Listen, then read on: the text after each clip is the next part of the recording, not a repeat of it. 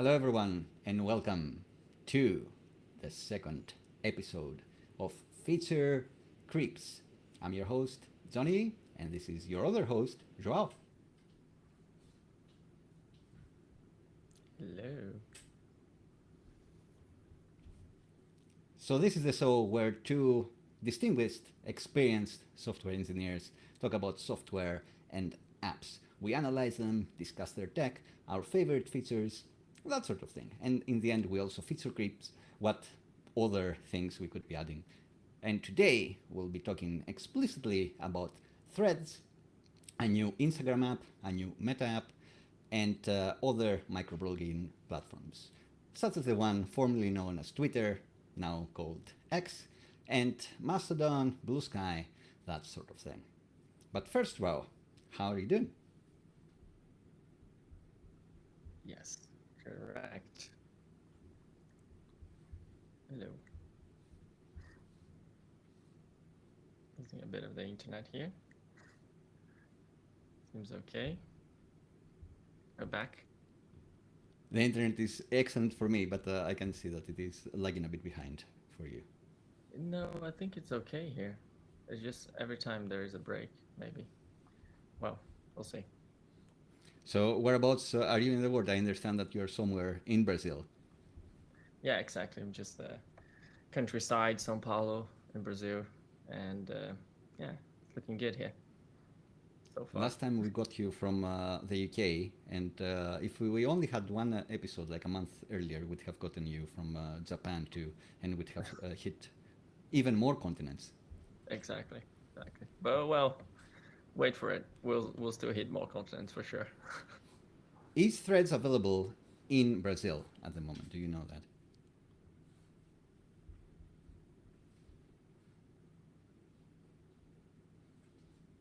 Translated, but I read it's translated in many languages now, like over 100 languages, or at least is the goal to get to 100 languages. In Facebook's blog, Meta's blog, as you would say. In Spain, where I'm broadcasting from, it's not available yet, as it's part of the EU. So until they get the rights, people within Instagram are saying that it's not about GDPR compliance, but who knows if that's truly the case. When the initial sign up came about, it was available in Europe, but now if you manage to create an account, as I could because I'm UK based, even though I was then in Greece and now in Barcelona, I can log in, I can see my feed, but I cannot see the threads that I've liked. If I go to profiles, I cannot see what they've posted. So it's just a very current, a very topical app. Yes, exactly. But first, maybe I should talk a bit more about what is Threads itself.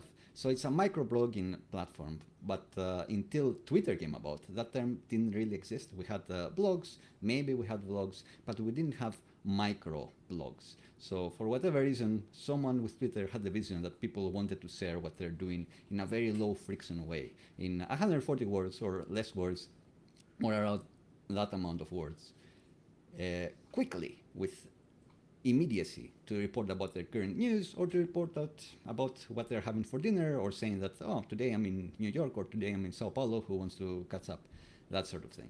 That proved to be tremendously successful. But Twitter was in a unique position where it was pretty much the key player in that market. You'd see news websites reporting on tweets. You'd see YouTube videos covering controversial tweets or popular tweets. You'd see a whole industry based around specifically tweets, not generally microblogging.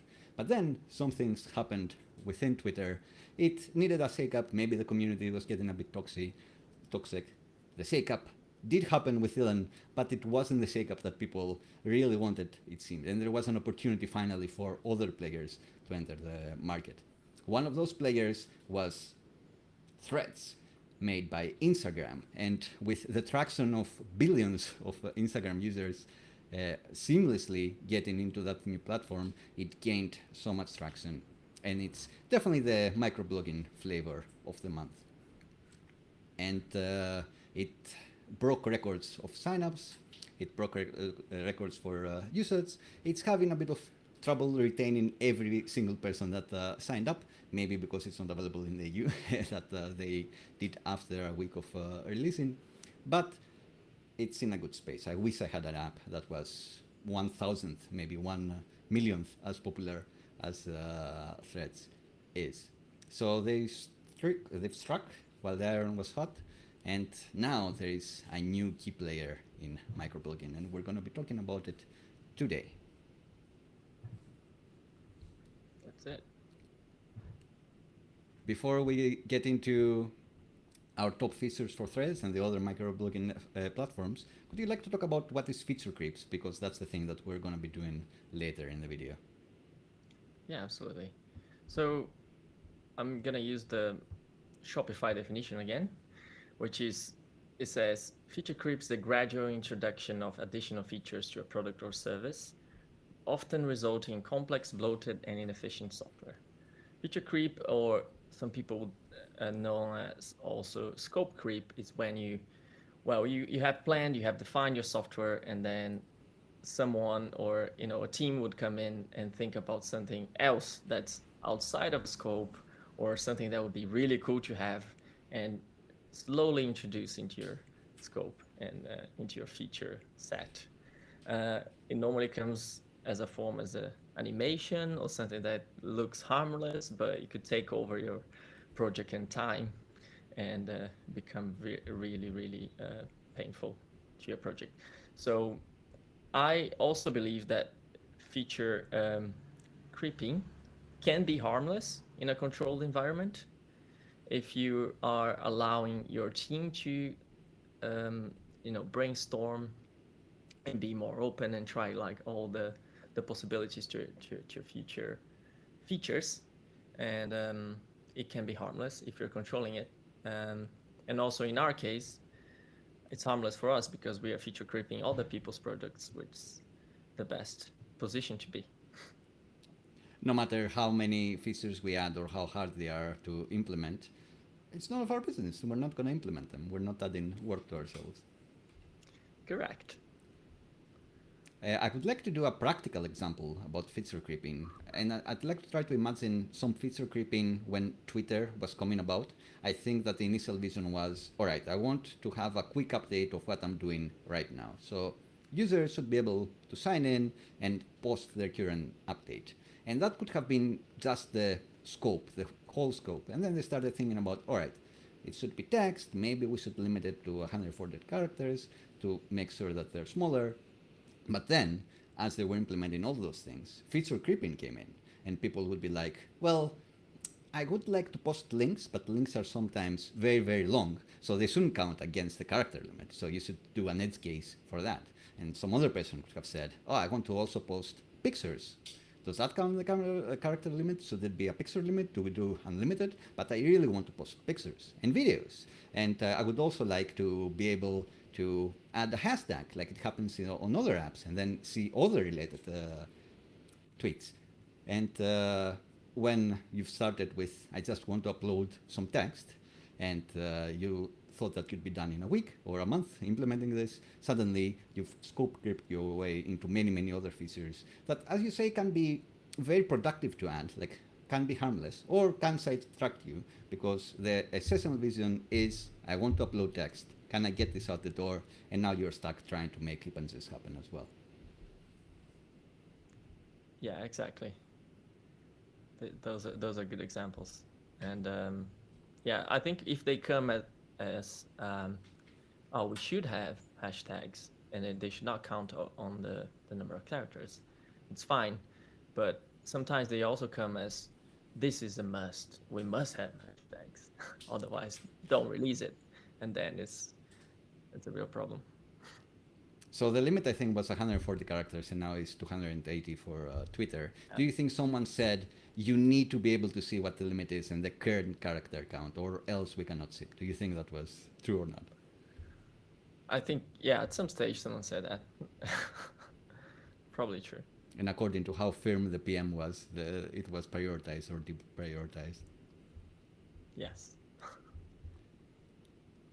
Cool. Let's transition into talking about some of our favorite features. So that's things that have been prioritized and shipped with Threads, which was famously made quite quickly by Facebook and Meta standards. And I don't say that because Facebook and Meta are bad at tech. They're excellent at tech. They're amazing at tech. But they're such a huge company that doing anything needs to go through many, many hoops. So it's a success story for Threads that with a team of 30 people, mostly engineers, they managed to put this together in just a few months. But of course, if you and I were building something, we'd be able to get it out the door at the same time frame with like a similar amount of features, maybe faster. But that's because we can just do things. We don't need to have all the boilerplate, all the Jira tickets, all the holiday management, all the sharing our stuff with stakeholders.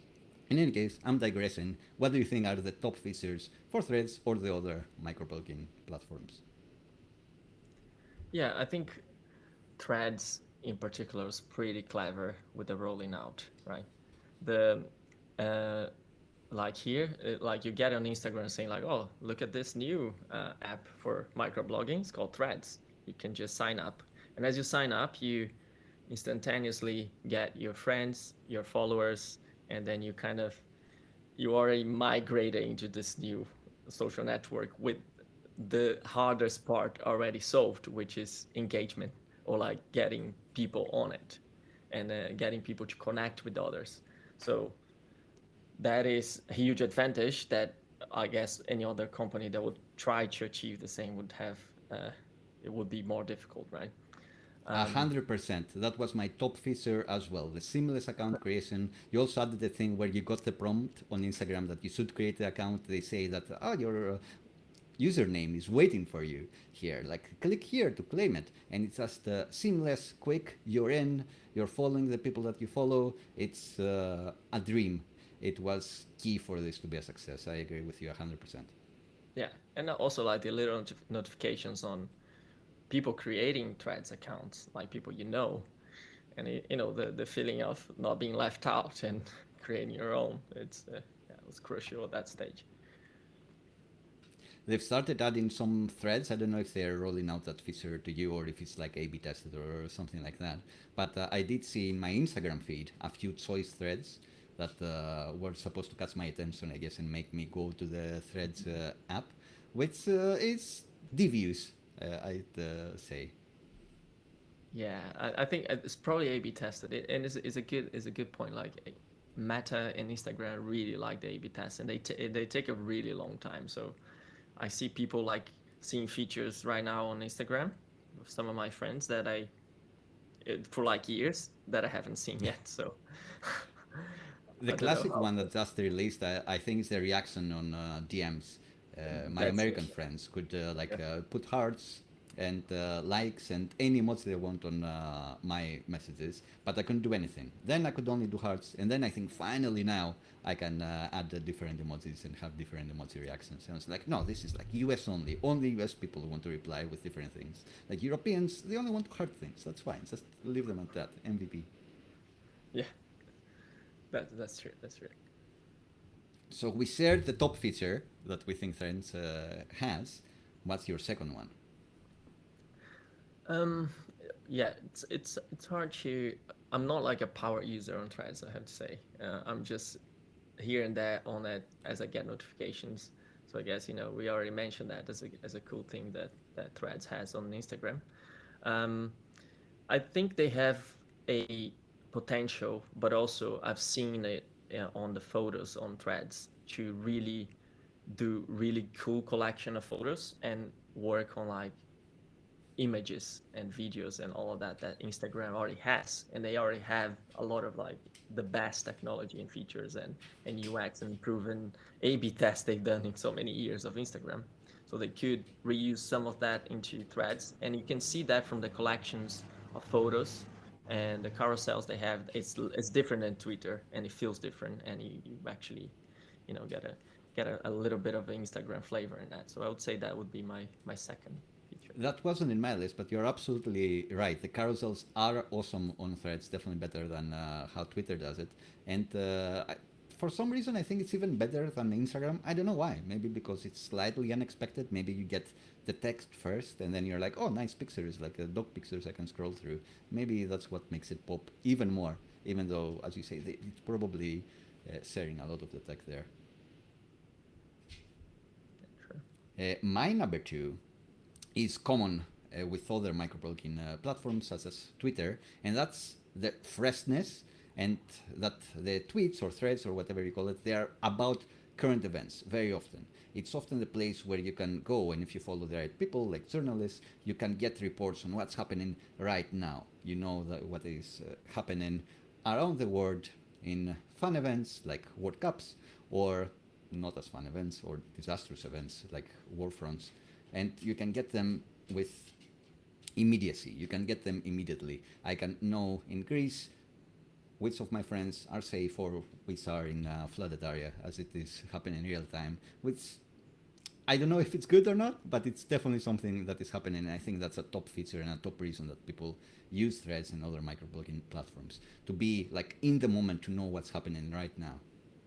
Yes, yes. I think I was, yeah, I always think of as Twitter as that, and I think I wouldn't go to threads at the moment, but I think it's where they want to be, like this real time, perceived as a real time source of information.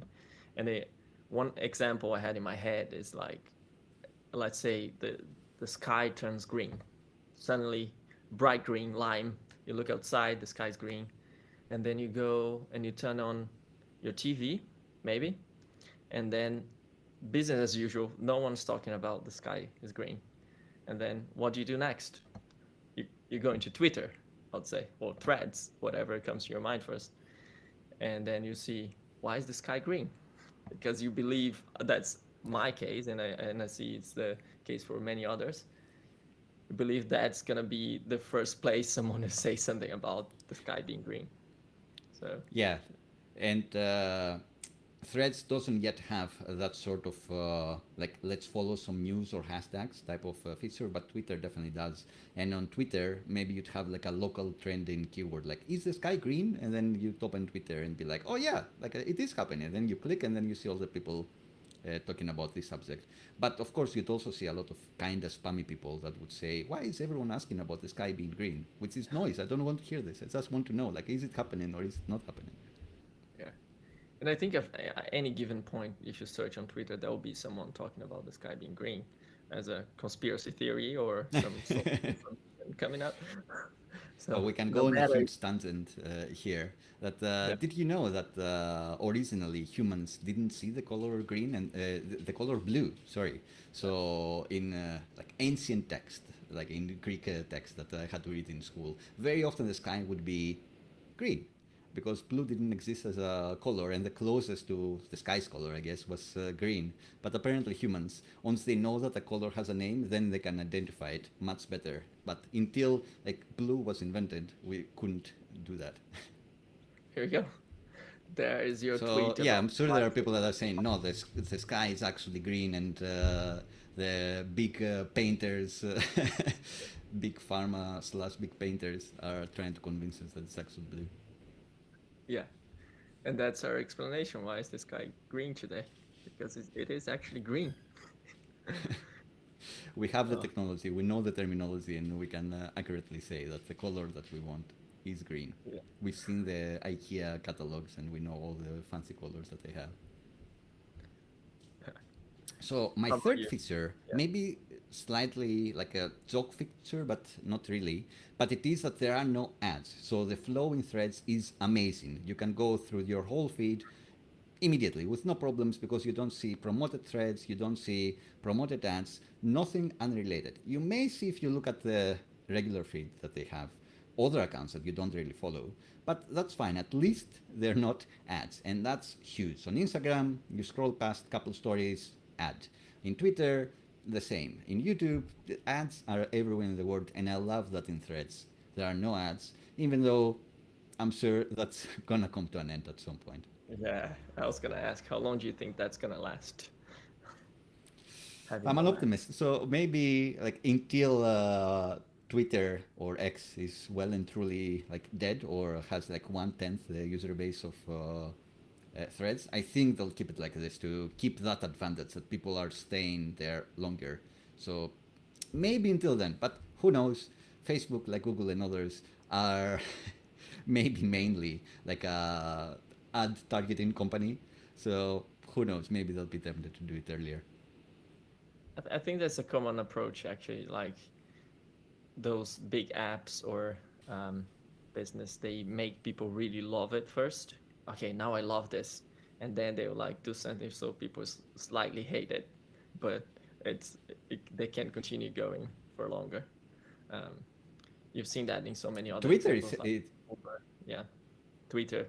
Twitter itself Facebook. had this problem. It was a tech favorite unicorn or bicorn or whatever because its valuation was huge. But the problem was that the monetization strategy was unclear. It was just let's grow and then we'll figure out a way to monetize. But they didn't find a way to monetize well, so they got in trouble in the end. Well, in the end, for Jack was a good deal. The monetization was just sold for 44. So it's the best way ever. Uh, Yeah, as CEO, I know what my monetization strategy is. I get put out. Great. Everyone's a winner, and everyone is me. yeah. Do you think that Elon has a chance to make that like a good deal still? Can he make money on that deal, or is it already bad money? Um, yeah, I think it's a bad money, and I'm not sure about Elon. Period.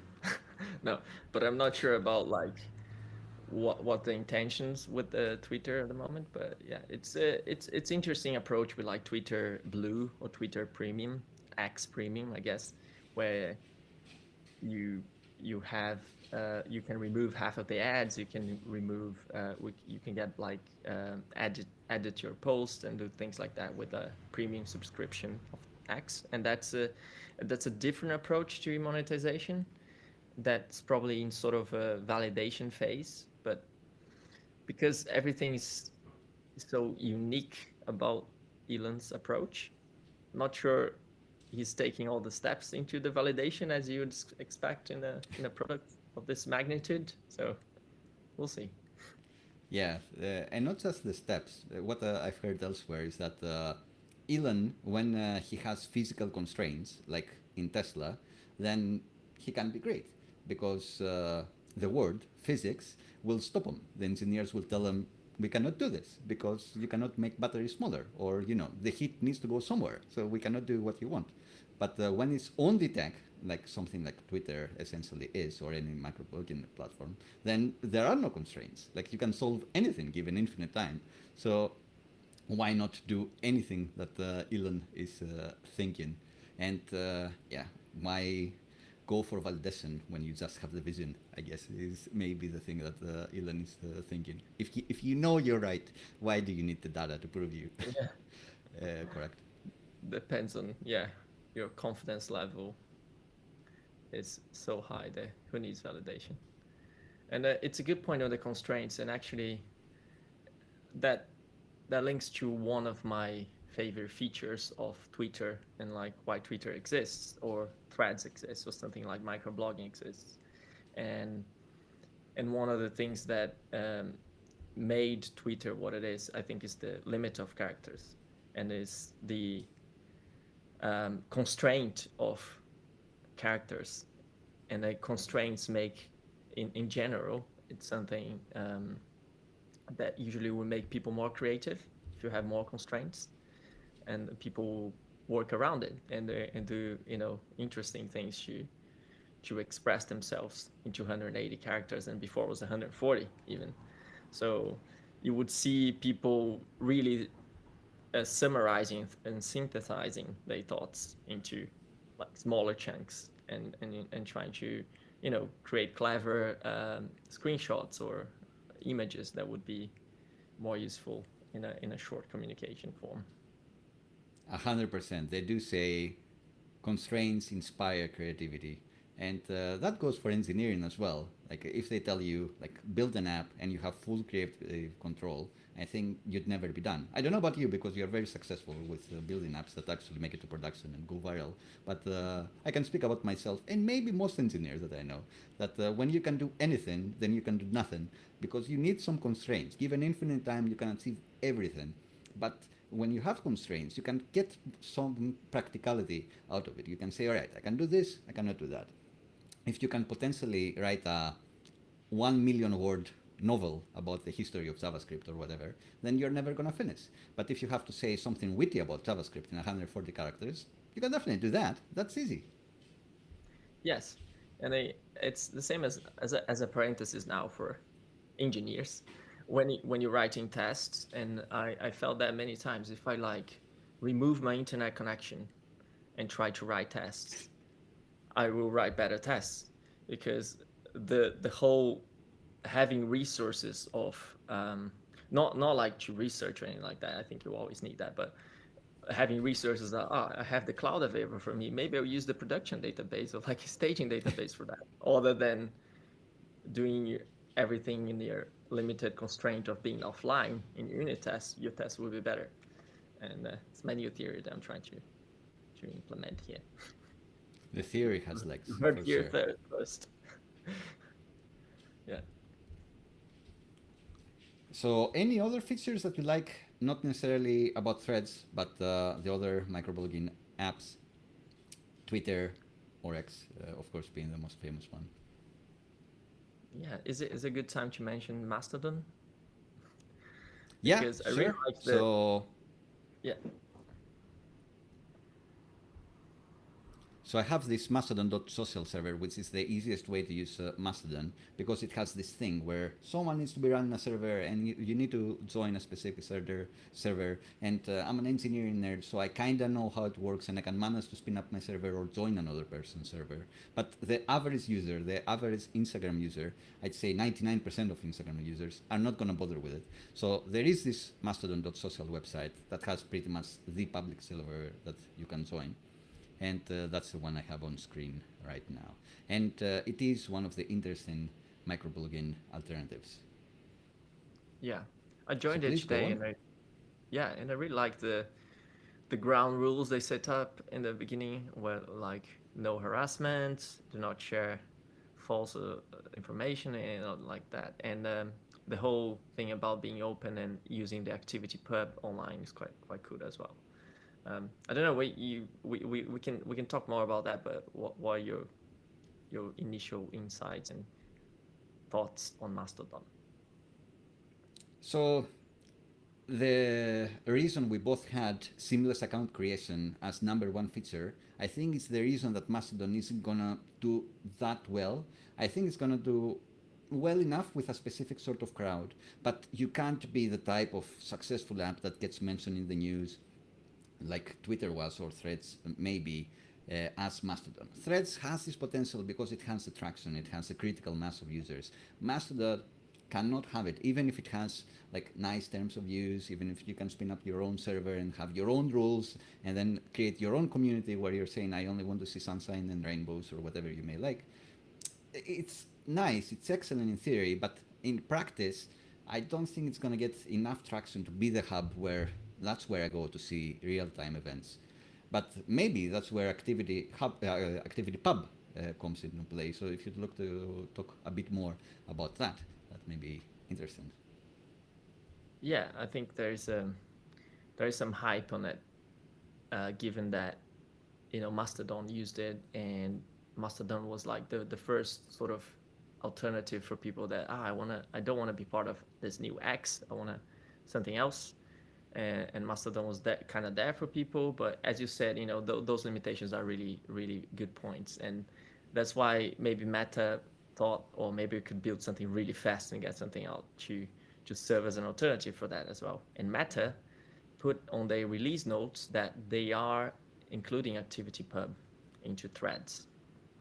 That's Yeah, huge. they plan on implementing or integrating with the protocol. Would you like to say what exactly is ActivityPub Yes, or yes. thereabouts your understanding of it at least? Yeah, I mean, I don't know the deep, you know, intricacies of ActivityPub, but it's a protocol like email is a protocol, and then anyone can implement and based on these rules, and then they could communicate using this with other apps. Let's say, I guess the best comparison is in email, where you don't want like having a Gmail account. You don't want to just talk to your Gmail friends. You want to send an email that will reach your Hotmail friends.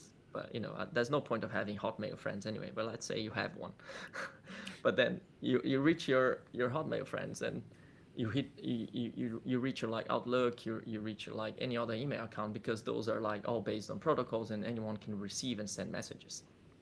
And that's the idea of ActivityPub as a social network. So let's say you post something on Threads, and someone can comment on another, like Instagram or any other social network that's not necessarily owned by Meta.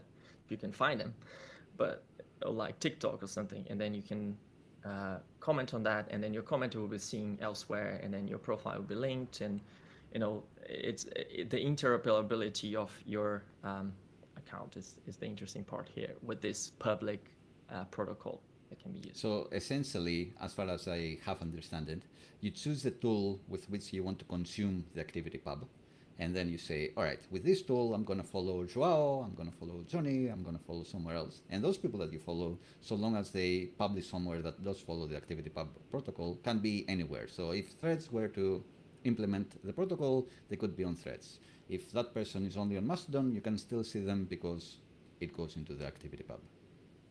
Exactly. And also, so you have the freedom of choice of tool to consume, and also how to post your own content. Yes, and that's different than like when you post on Instagram and you can share on Twitter. Those are more like bespoke integrations, or than a public protocol that everyone can use and implement. So I think this is quite important, maybe critical going forward with the microblogging platforms, because Twitter caught lightning in a bottle. It was its own thing, its own category. But now with the recent events, it seems like there is room for more apps, but some people may like Threads, some people don't want to do anything with Meta or Facebook or whatever else, so maybe they'll never use it out of principle, but they would love to use Mastodon or Blue Sky or something else. And if you do implement ActivityPub, then you can hit all of those people in theory. You'll never have this is the app to do tweets that Twitter had, but I don't think that's ever going to be done again.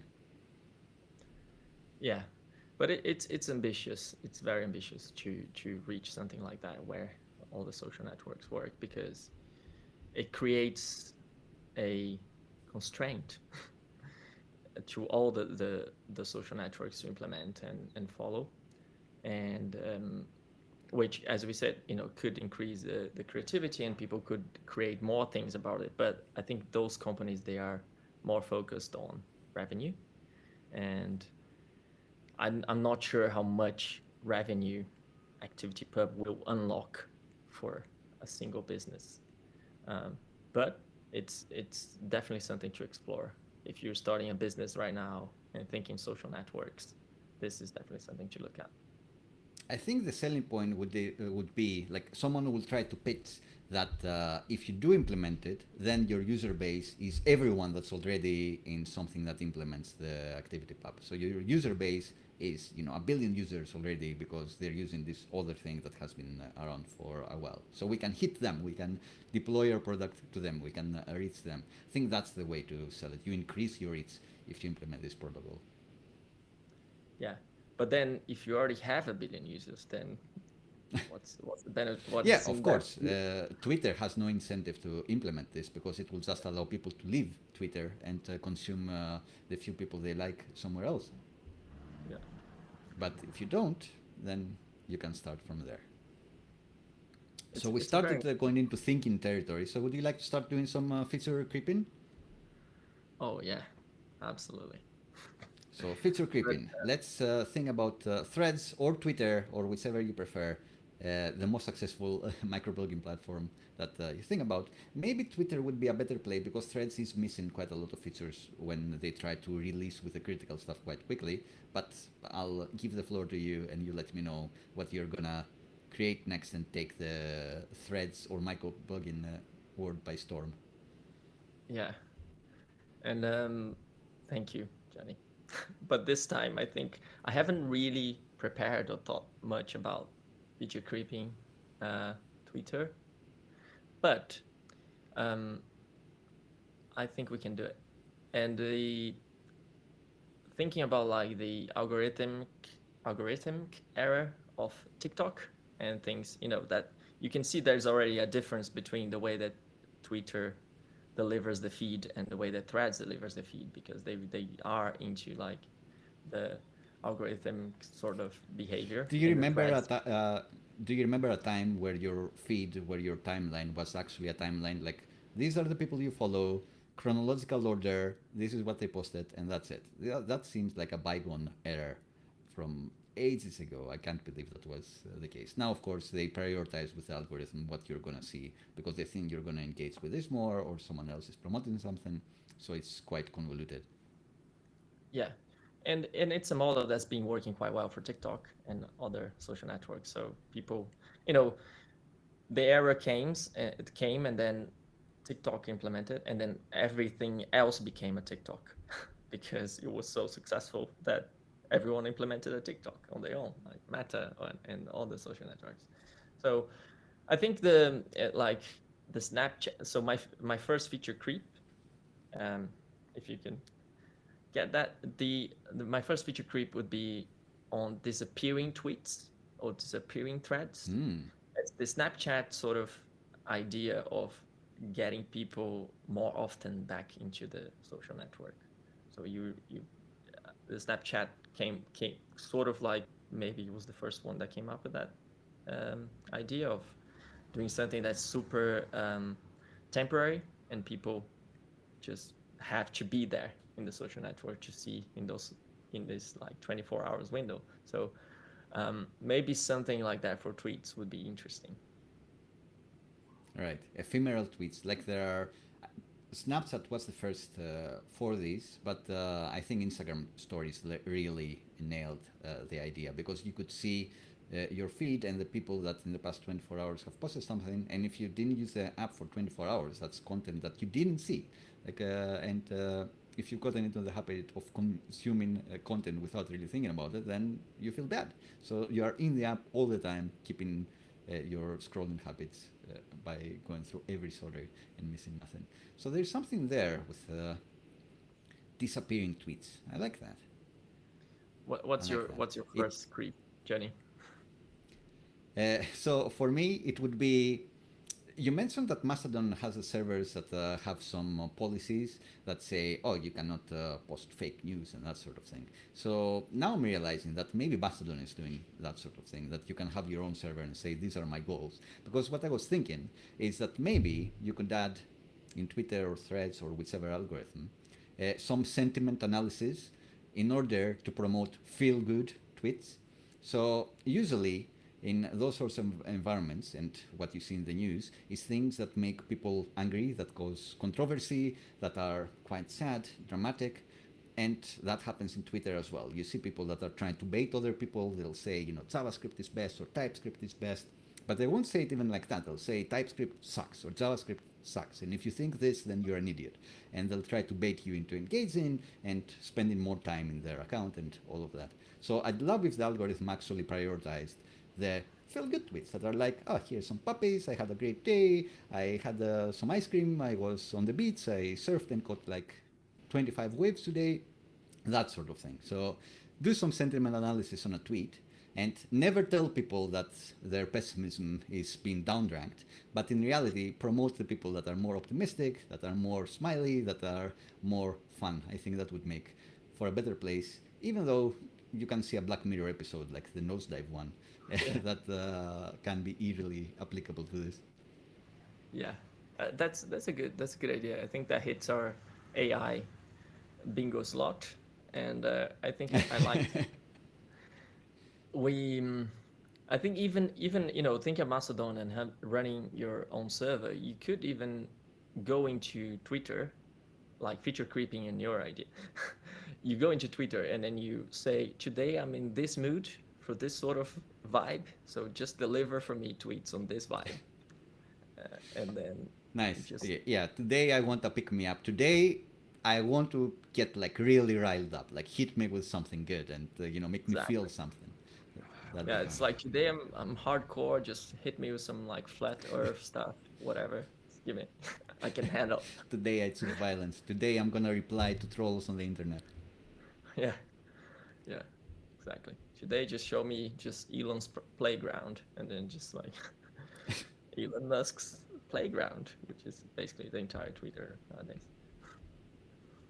Yeah, maybe we should intersect to have people understand the algorithm a bit more. With this list from Wikipedia of the most viral or successful tweets that have ever happened. So we could have a look at the type of content that usually gets prioritized from the algorithm. So first, we do have a very tragic one. We have about Chadwick Boseman's death, who was always a great actor, but especially popular after he nailed it with the Black Panther film, like one of the most critically acclaimed Marvel films ever. But then you have Elon Musk saying next I'm buying Coca-Cola to put the cocaine back in. So that's you know uh, the person who does about Twitter.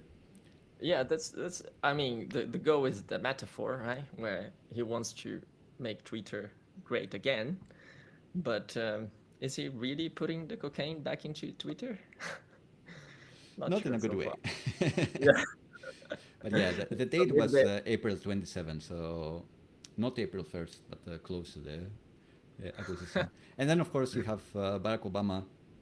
No one is born hating another person because of the color of his skin or his background or his religion. I love YouTube videos like that where they have like childhood friends that they ask them describe your older friend, and no one will say, oh, and he's black or he's like whatever else. Like they don't know those things. Like kids, if you let them be, they're just judging you as a person. Like, are you fun to play soccer with or football or whatever you prefer? And that's awesome. But there are other famous ones. All of these are from kind of famous people, so I'm not sure. I I think see yeah. that there is a tweet by X when they named X, which of course was an account by somebody that got no money, I believe, from this. Maybe they gave them like a Ah, free check mark, free Twitter premium for hijacking this one-letter account and nothing else. but X.com was actually Elon's domain when he was at PayPal. I don't know the story fully, but he bought it back from PayPal, the X.com domain for Twitter. Uh, Probably something over Yes, million. but he did not have the Twitter account with X. That was Yeah, exactly. another person. But clearly, X was in his mind. Of course, he has a Tesla Model X, even though really what he wants to do is like an SEX joke Yeah, there, which I'm not sure if you're familiar with, but it's one of the classic ones. yeah, of course. The sexy joke. Yeah. It doesn't quite work when my screen is slightly smaller. You get up to here. Yeah, there you go. It's like that's the vision. I want to be able to say sexy on my website. Mhm. Fair enough. Lovely. But yeah, so that's some of the tweets. It wasn't as bad as I thought actually, but I would love for more of them to be a bit happier. So you have the one talking about the astronauts who left Earth today. So you made a good choice, and it's like, oh, that's very pessimistic. It's funny, but come on, Earth is Well, a good it place. was, You can stay here. but that one's perfectly timed because it was when the pandemic started, and that comedian posted that, and as a reply to like a rocket launch. So I guess it has its value for comedy, but it was, yeah, sad times. Great line for sure. Do you have any more fish creeps? Um, Maybe something we can evolve on together. Um, I thought of something like a back page of your Twitter account where you only post your Mm. personal thoughts. that you may want to share with a limited amount of people. And then immediately I thought, back then when we used to work together, Johnny, and we had the board as a Sure. as a sort of a Like the Kanban board. Kanban board. Yeah, like a Kanban board. And then we had the tasks, and then we had a sort of like a column for ideas, and we had the Johnny Johnny's ideas box. Which who do you Which was remember the what it trash was? bin. Yeah. Of course, it was So the trash bin. well, it's obviously a joke from our PM back then, but yeah, something like that for the Twitter. For Twitter, well, if you most people are embarrassed of like sharing thoughts and ideas, and maybe having a more personal touch to it would help. But I don't really know. I don't really have a vision for it. But maybe you can help me. But Yeah, I was gonna make that a reference when I was mentioning prioritizing features and PMs as well, because Thomas, our PM or product owner at the time, I would often come in with ideas because I do think ideas are harmless. You just say them, and then if they're good, they get implemented. If not, then Thomas prioritizes them straight to the trash bin. yeah, But in regards to your thing, Twitter is actually monetizing like that because you can subscribe and see private tweets for a person. But then you'd expect that those tweets are the most premium ones, like the best content is gated behind the paywall. So kind of the opposite of what you're saying, where you're like, oh, I'm gonna be like more freestyle, or not necessarily my best ideas are gonna be here, but some ideas are there. But I don't know. I guess there is no requirement of the quality or the type of your tweet that can be protected behind that paywall. You can say that this is a more intimate access to my brain. So if I'm selling this product, intimate access to my brain. I'm thinking this. I'm gonna be posting it here only for people that have subscribed. So yeah. if I want to feature creep this, is there a way for something that I think to be translated into a tweet without me actually having to go into Twitter and log in and type in the tweet, and it just happens, like mind reading posting, that sort of thing. I don't know how it No, could be but done. that's interesting. Like, maybe not mind reading, but you could just have like a dump, like this page to be a dump of your thoughts, like unstructured and unfiltered thoughts, and then something that would never be posted. But then you could have some sort of AI layer that just filters out for you and builds uh, like a tweet from your back page. Yeah, if I used Siri more, so if Siri was a bit more useful, and I could say, "Hey Siri, like I'm going for a walk in the park, so turn off the lights or whatever else," then Siri would have the context to be able to say, "Johnny is going to this park," or "Johnny left a memo regarding this idea," and maybe they'd be able to create that content for me. But then that's the problem of if you are supervised all the time, like if everything you do is recorded, then you can create a lot of content out of it in an artificial way. But do you want to be like recorded all the time? Maybe not. That's the compromise. Yeah, maybe not. And I think the like the deeper thoughts, they are hardly recorded.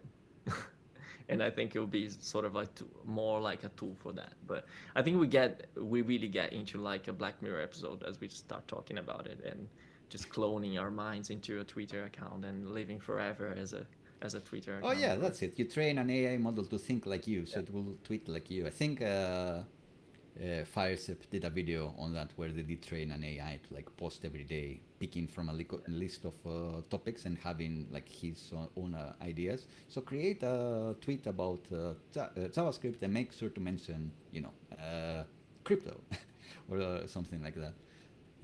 But yeah, we are in that future. Although in that particular episode, there was a benefit to being positive.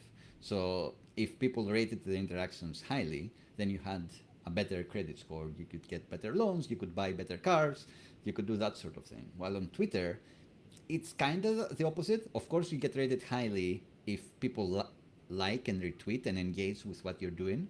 But liking in Twitter doesn't mean that you said something nice. It means you made like a sarcastic comment that was like quite popular. So that's the dichotomy, I guess, that I'd like to eliminate, but I don't know how. The incentive in Twitter is to generate engagement, while in the Black Mirror episode, the engagement was to kind of be a good person overall. So, of course, the discussion is if you're only doing it to get a better car, Yeah. is it bad? Is it good? I don't know. But I'd say if you could only be positive on Twitter and to get a bigger following or a better job as a journalist, then the world would be a better place. So let's do it. Promote the positive tweets. Yeah, I think it's a fine line between like those apps. They always try to promote a better version of you, sort of that might not necessarily be true, but it could be true, and it could be a better version of you. And that's, social network can be good, could be bad, but it could be even worse without them, and for some of those reasons.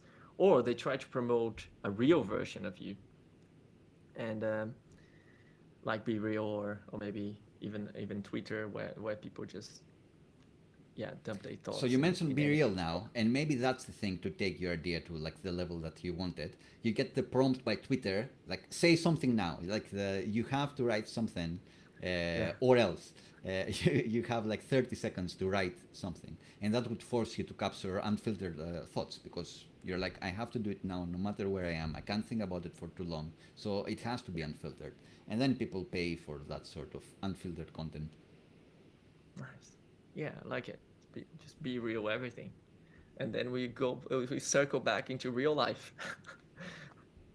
No need for anything Actually else. real. Um, I subscribe to yeah. Actually Real. I don't have any apps. I don't have a phone. I gave away anything, everything, and now I'm living as a fisherman in my island. Oh dear. Yeah, that's it. So you mentioned AI as well. So that's Bing Bing for the bingo, and it's gonna be Bing Bing Bing because I'm gonna mention it again. So what about an AI avatar that would be making reels or stories or whatever else for your posts? So if it's thread specific, then you create an AI avatar through the app, which TikTok today promoted to me. It's like send 10 pictures and then you have this sort of mid-journey monstrosity. I don't know what it's gonna be that actually animates and can be trained with your voice and all of that. So just do this. Every thread that you've ever posted, every tweet, now has a version of you that is speaking it out loud. People love seeing faces. Tweets and posts and anything with faces performs better. So now, for free, with no extra friction, then you get a version of you that is talking about the thing you just wrote about. Yeah, I think that follows a trend, right? There's a trend on generating videos, and it could even be yourself and your voice and all of that. It could be even like a character that looks like you. But I am a bit skeptical about this future that looks more like generated content and generated videos. Say more. Yeah, it's just that I think we always circle back to the real person, and that would be more valuable. Perhaps it's just a door into, like, okay, everything can be fake and can be generated, and then will be way more valuable when you see the real person, and that will cost more money, which is a natural progress of technology. So, but I think it's just the uh, using it as a replacement for a person. I'm not completely sure it will be, but using it as a enhancement, as you said, as your idea is more aligned, as an enhancement, as something that's mechanical, like a tweet, and then you enhance with AI. I think that works. Yeah, there is also some implications about enabling people to have video content. So there are people that cannot speak or can only type and have some disabilities, and that would allow them to be on screen and speak. Is that good or not? That enabling people to do more things and giving them the option to do something if they feel good about it, I think it's always good. But like, I'm trying to think if Stephen Hawking had the option to, instead of having the robot voice that he had, to have an avatar of himself that is standing and talking and preaching. He was charismatic as he were, but he'd be even more charismatic. But maybe he'd be sad. Maybe he wouldn't want to see this because that's a future that never happened. That's something that's not really real. But give the choice to the people, and then they choose whether they use it or not. Now, would the consumers be like tricked, or would they understand, or should only some people use it? I don't know. That's definitely tricky territory to navigate. Sure. I think this episode turned more philosophical than I expected, but nice. Yeah, it's because we opened the Elon bottle and the Black Mirror bottle, so the genie is out of it for sure. Do you have any more feature creeps? Well, I think that's it for me, from now. For now on. So, of the ideas we had, which one do you think would win if the board was going to hear all of them? If the Threads board or the Twitter board, if Elon was going to hear all of them, which one would take the prioritization? Which one would take the resource to be delivered?